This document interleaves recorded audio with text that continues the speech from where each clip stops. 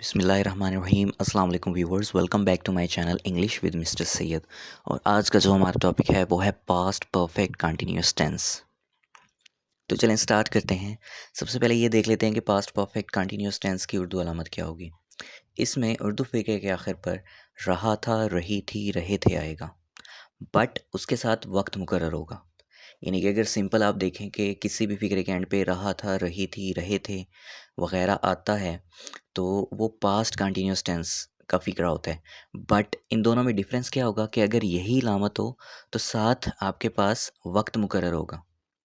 ठीक है, इसमें वक्त मुकर्रर होगा।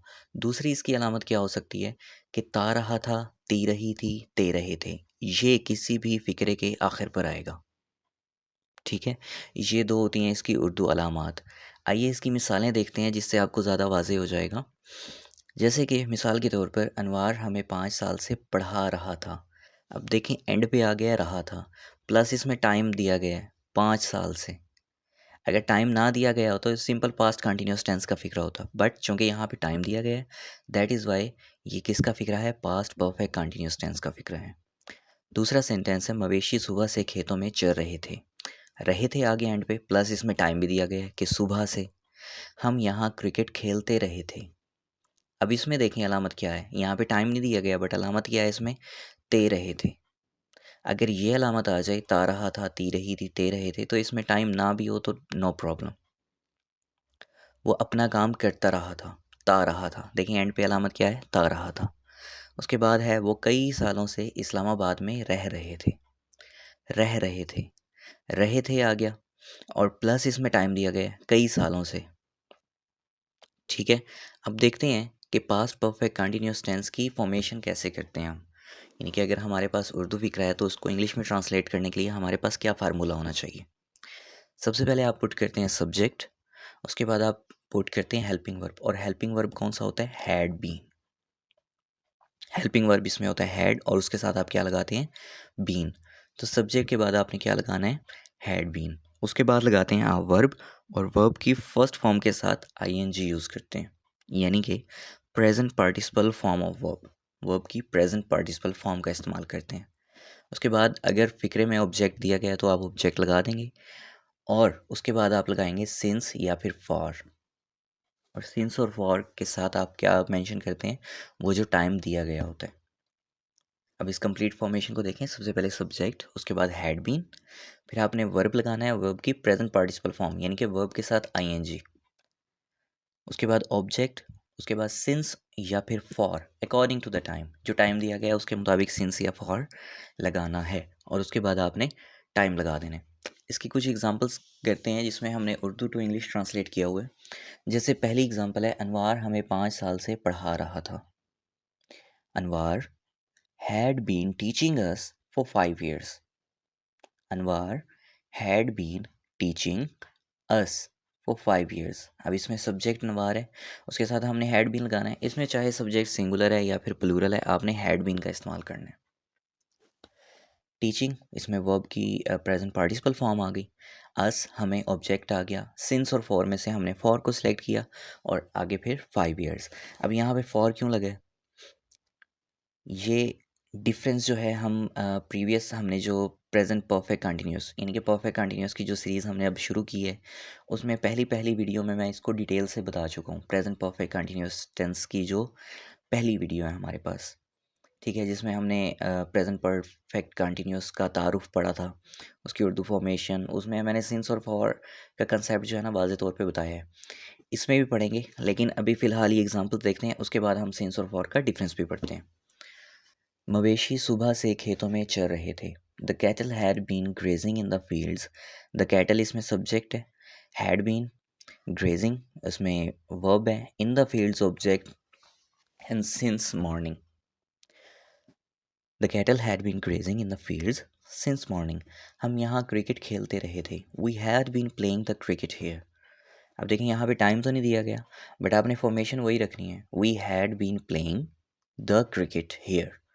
वी सब्जेक्ट है, हैड बीन हमने उसके साथ लगाया है, present participle form playing the cricket, इसमें ऑब्जेक्ट है और हेयर आपके पास है verb of place. We had been playing the cricket hair.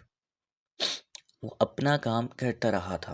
He had been doing his job या फिर work, he had been doing his job या his work भी आप लिख सकते हैं। अब यहाँ पे भी टाइम दिया गया बट उर्दू अलामत ता रहा था, उससे ऊपर ते रहे थे, उर्दू अलामत थी। लास्ट एग्जाम्पल है, वो कई सालों से इस्लामाबाद में रह रहे थे। They had been living in Islamabad. Subject आ गया, हैड बीन आ गया, प्रेजेंट पार्टिसिपल फॉर्म आ गई, इन इस्लामाबाद ऑब्जेक्ट आ गया। फॉर मैनी ईयर्स, कई सालों से, for many years they had been living in Islamabad for many years. अब देखते हैं कि सिंस और फॉर का डिफरेंस क्या होता है। देखें, अगर हमारे पास कोई भी काम, कोई भी एक्शन एक स्पेसिफिक स्टार्टिंग पॉइंट रखता है, यानी कि उसमें जो टाइम स्टार्ट हुआ है आपके काम का, आपके एक्शन का, वो एक स्पेसिफिक स्टार्टिंग पॉइंट रखता है। ठीक है, जैसे यहाँ पे एक ट्रायंगल बना हुआ है, तो ये बिल्कुल स्टार्ट में लगा हुआ है। What does that mean? ये एक स्टार्टिंग पॉइंट है, तो उसके साथ हम क्या लगाते हैं? सिंस लगाते हैं। दूसरा देखें, for.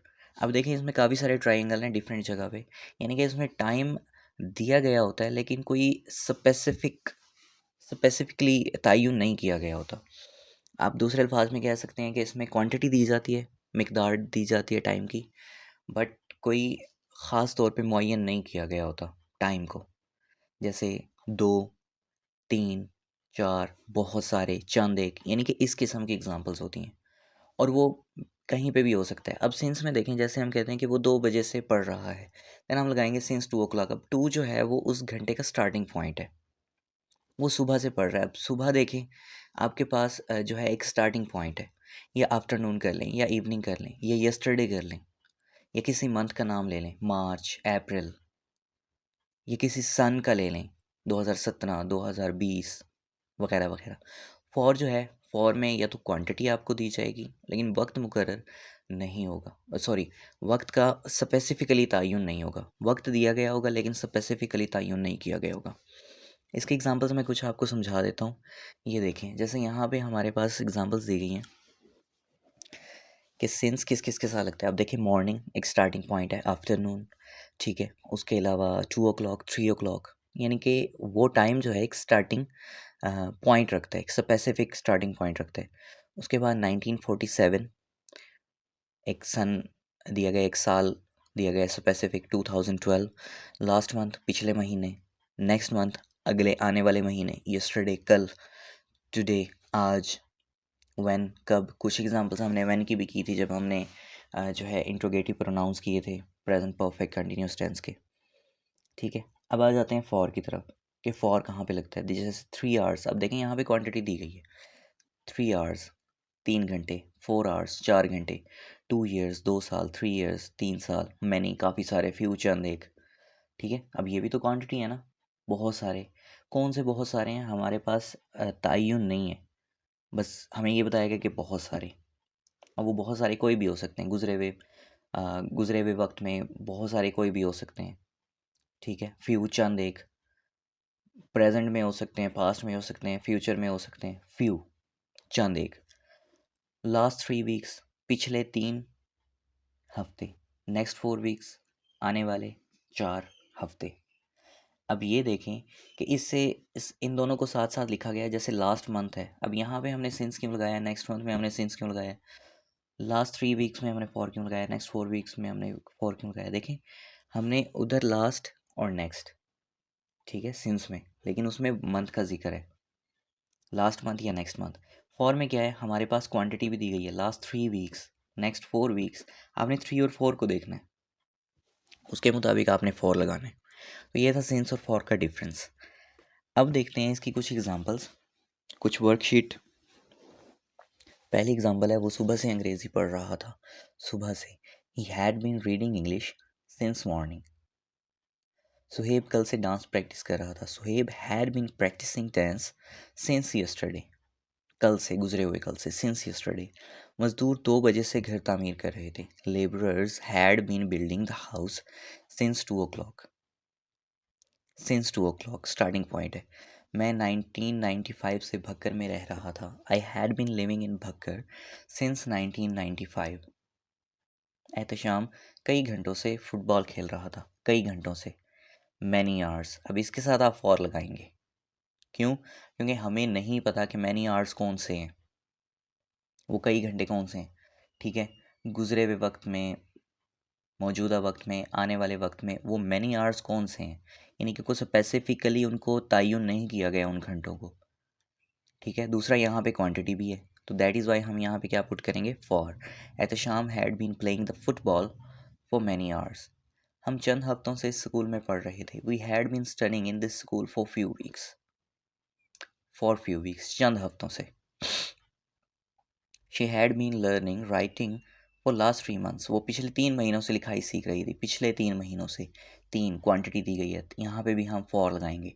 She had been learning writing for last 3 months. वो पिछले 3 महीनों से राइटिंग, लिखाई सीख रही थी। तो ये था हमारा आज का topic, past perfect continuous tense. अगर आपको किसी भी चीज़ में कोई भी कन्फ्यूजन हो, आप मुझसे पूछ सकते हैं। आपसे जल्द मुलाकात होगी नेक्स्ट वीडियो में, तब तक के लिए अपना बहुत सारा ख्याल रखिएगा। जज़ाकल्लाह एंड अल्लाह हाफ़िज़।